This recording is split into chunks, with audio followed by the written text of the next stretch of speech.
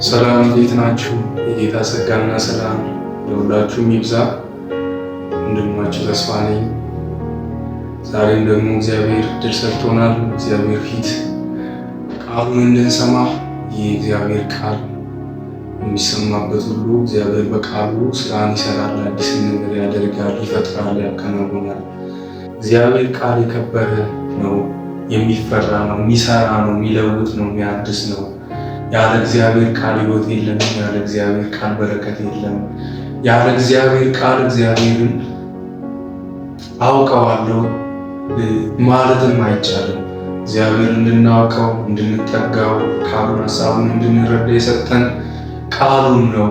እግዚአብሔር ቃል ደግሞ ለእኛ ምግባችን ነው፣ እንድናድግበት እግዚአብሔር ቃል ተሰጥቶናል። ከሰማይ የወረደን የእግዚአብሔር ቃል ይህን ደግሞ የከበረውን እግዚአብሔርን ቃል በእኔም በኩል እግዚአብሔር ሊናገር ስለወደደ ክብር ለሱ ይሁን። እግዚአብሔር ትልቅ ነው።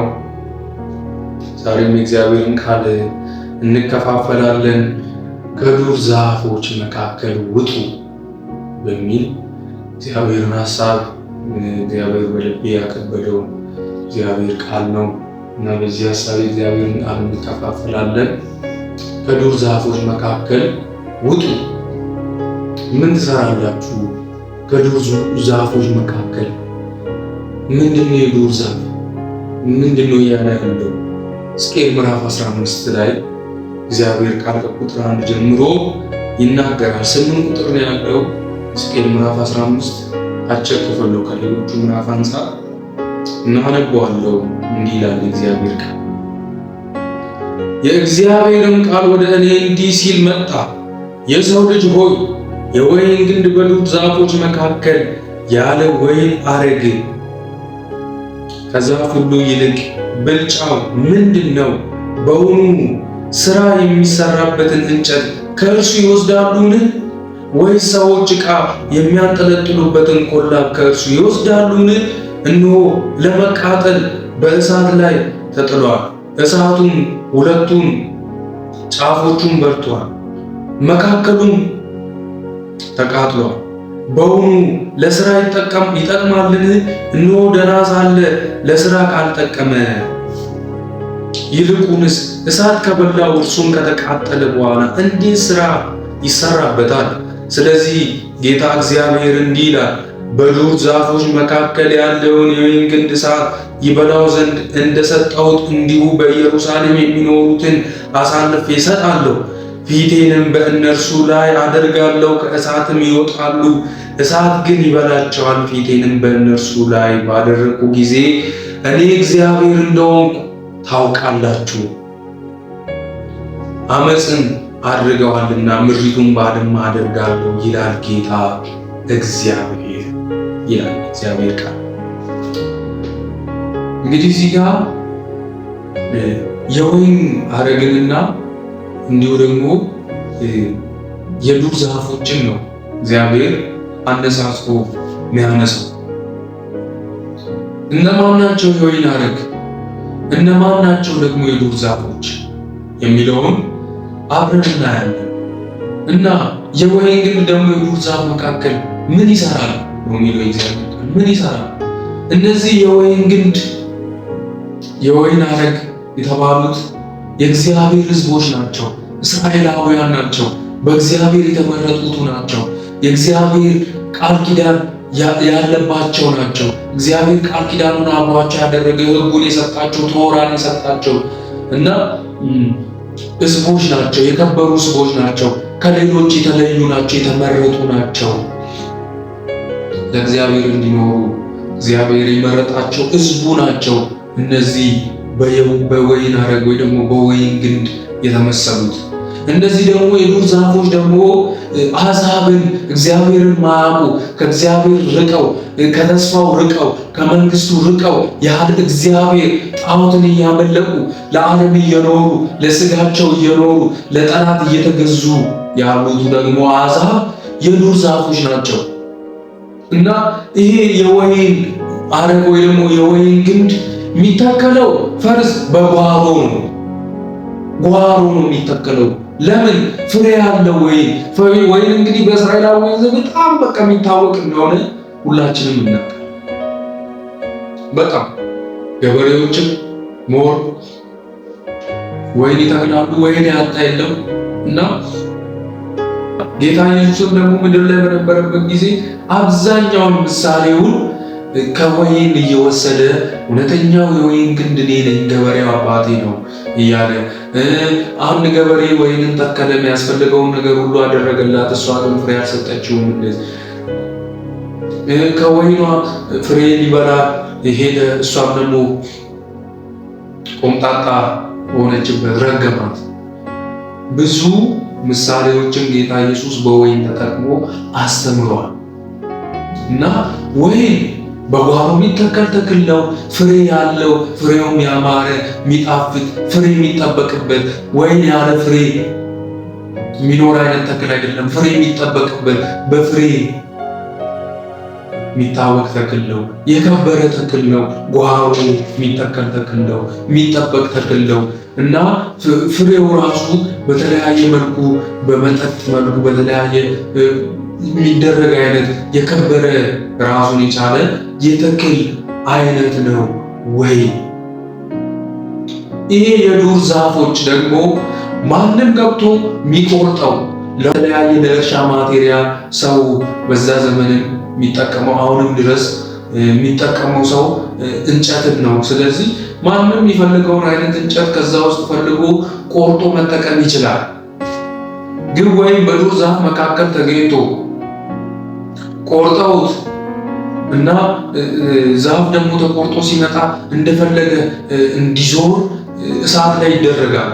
በእሳት የተወሰነ ያህል ይለበለባል በእርጥበቱ እና ሳይቃጠል ተቃጥሎም ሳይጎዳ ነው ያ እንጨት መውጣት ያለበት እና በዛን ሰዓት እንጨቱን ወደፈለጉበት ቢያዞሩት እንጨቱ ታዞ ይዞራል።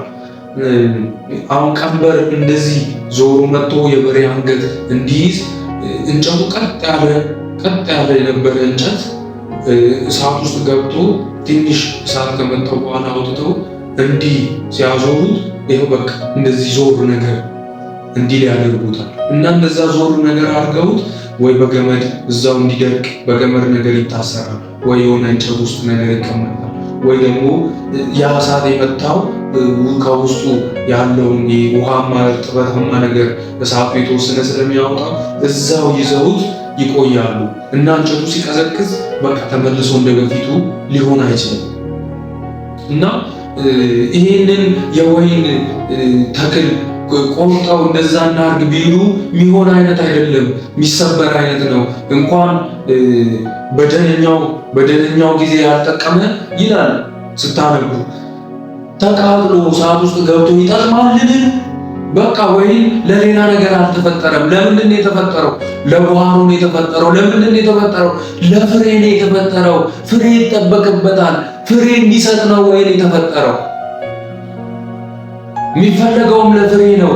ለሆነ ለእርሻ ጉዳይ ለምናምን ጉዳይ ምንም ወይን ጉዳዩ አይደለም። ወይን ከሱ የሚጠበቀው የወይን ፍሬን መስጠት ነው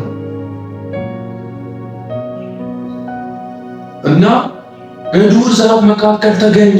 የተገኙት እነማን ናቸው? የእስራኤል ሕዝብ ገቡ፣ ተደባለቁ እና በቃ ተቆረጡ እና ይሄ የሕዝቅኤል መጽሐፍ በባርነት በባቢሎን እስራኤላውያን የይሁዳ ሕዝብ ተገዛው ባሉበት ጊዜ በሱሳ ግንብ አካባቢ ሆኖ ነው ሕዝቅኤል።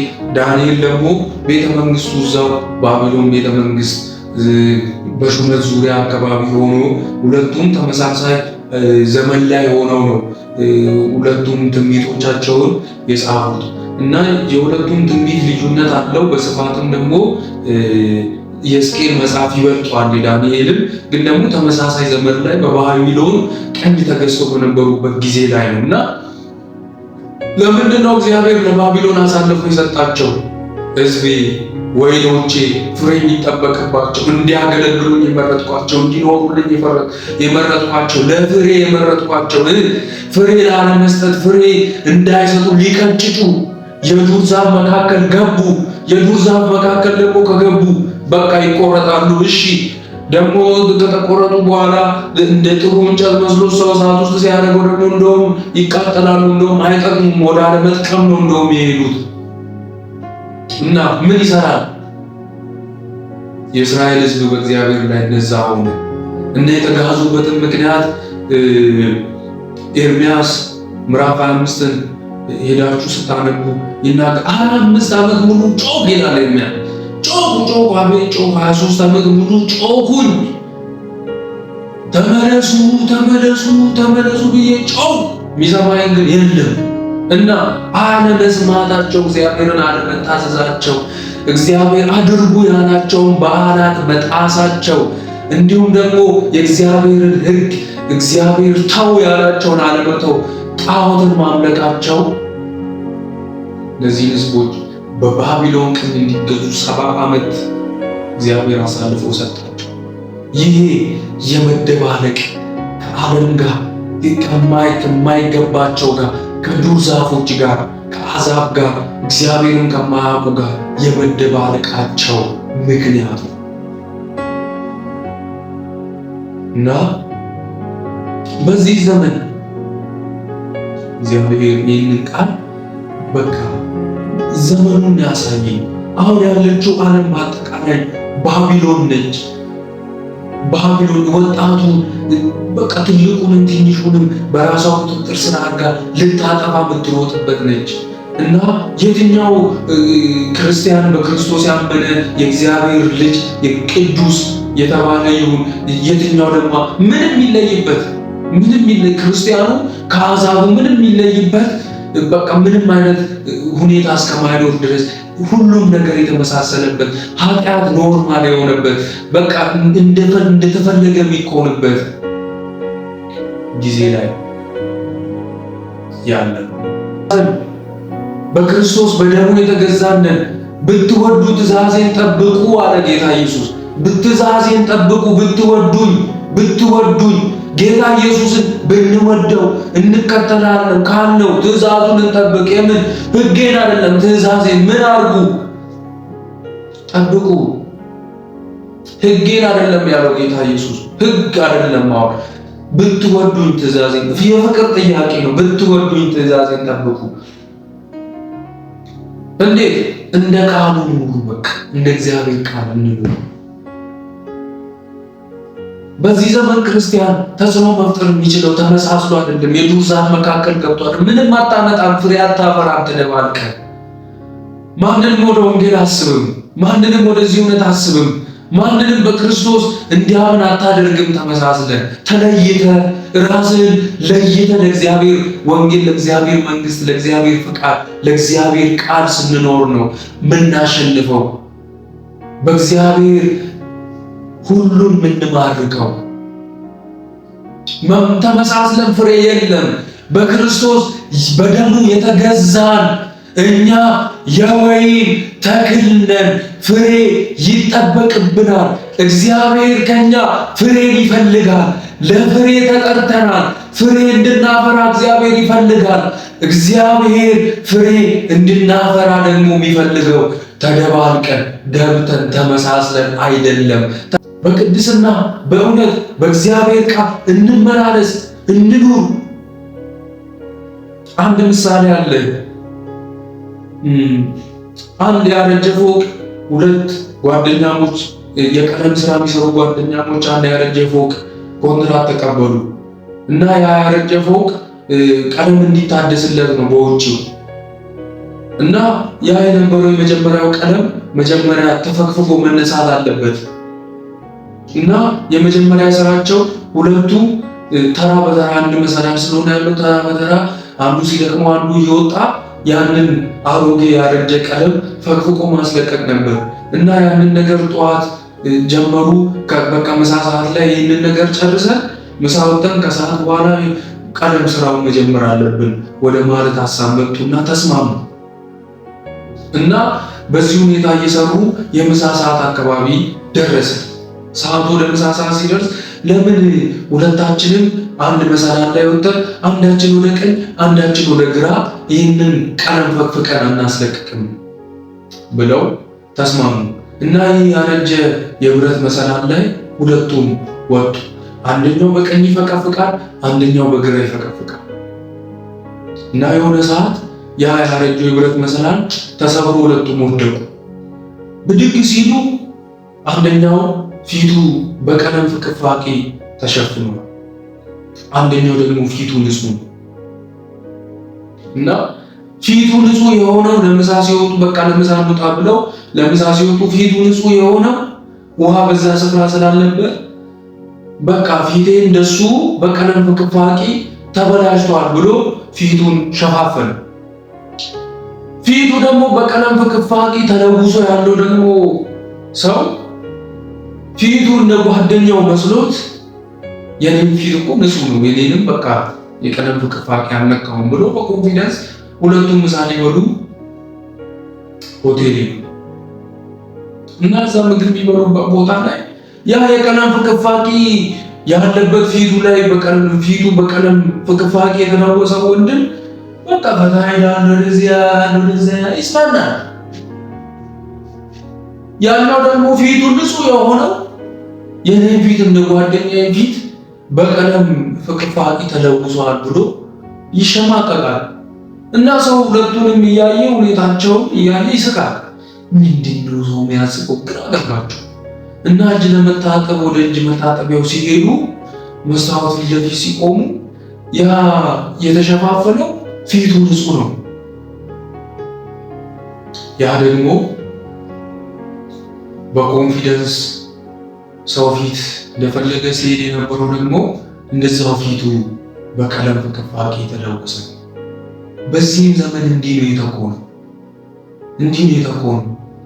ኃጢአት ውስጥ ያለው በክርስቶስ አምኛለሁ ድኛለሁ ብሎ ኃጢአት ውስጥ በቃ ለፎርሙላ ቸርች ምናምን የሚመጣው እንደፈለገ ተጨመላልቆ በኮንፊደንስ ይሄዳል።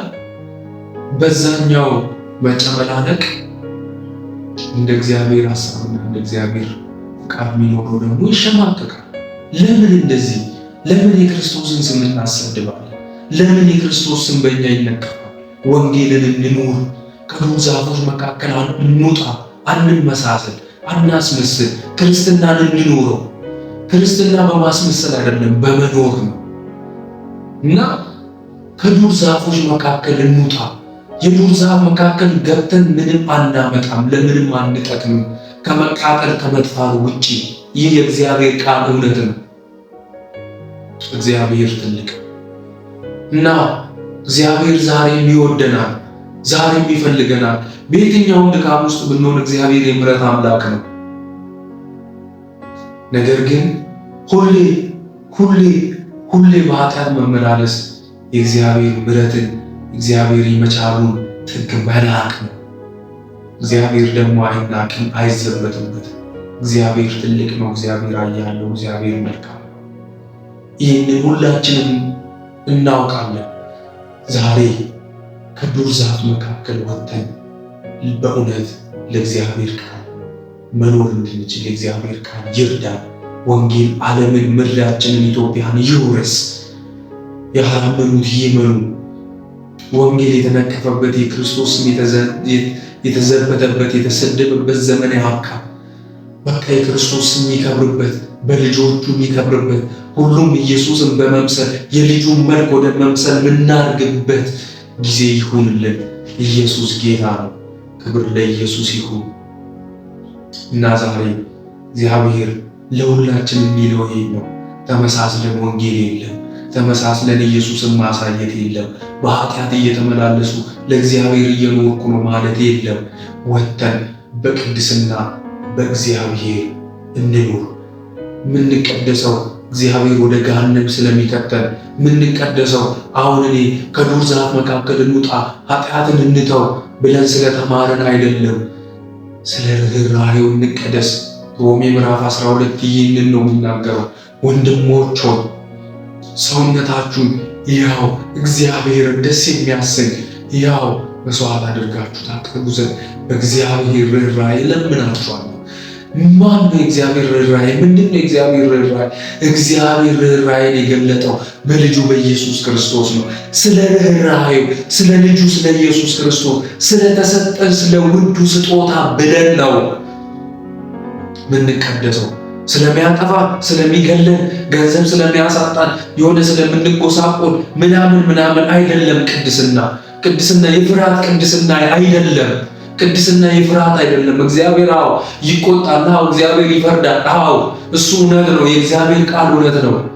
ሆኖም ግን እግዚአብሔር ያጠፋኛል ብለን ሳይሆን ቅድስና ብለን ስለተማረን የሆነ አንመሳሰል ብለን ስለተማረን ምናምን ሳይሆን ስለ ርኅራኄው ኢየሱስ ስለከፈለልን ዋጋ፣ ስለተማጠልን ምጥ፣ ስለተጨዋልን ጩኸት፣ ስለፈሰሰው ደሙ ብለን ለክርስቶስ ስለ እግዚአብሔር ርኅራኄ ብለን ነው የምንቀደሰው። ስለ ዳንን ነው የምንቀደሰው። እግዚአብሔር ስለ ዳንን ቅዱስ ሕዝብ ለእርሱ የተለየ ስለሆነ ነው የምንቀደሰው። ለመዳን ርስት ለማውረስ ምናምን አይደለም የምንቀደሰው። ስለሚያጠፋን አይደለም የምንቀደሰው። ስለ ዳንን ሕይወት ስለሆነልን በክርስቶስ ስላመለጥን ቅዱሳን ስለሆንን አዲስ ሰማይ አዲስ ምድር ስለሚጠብቀን ለእግዚአብሔር እንቀደሳለን። ክብር ለኢየሱስ ይሁን። እግዚአብሔር ይባርካችሁ። ወዳችኋለሁ። እግዚአብሔር ቃል ያው ነው። ብዙ ነገር እንደተማራችሁ አምናለሁ። እግዚአብሔር ቃል ያስተምራል፣ ይመክራል። እኔም ከእናንተ ጋር ተማሪ ነኝ እና ክብር ለኢየሱስ ይሁን እና ጌታ ኢየሱስ ይባርካችሁ። ወዳችኋለሁ። ሰላም ሳምንቱ የሰላም እግዚአብሔርን ክብር የምታዩበት ሳምንት ይሁንላችሁ። ተባረኩልኝ። ሰላም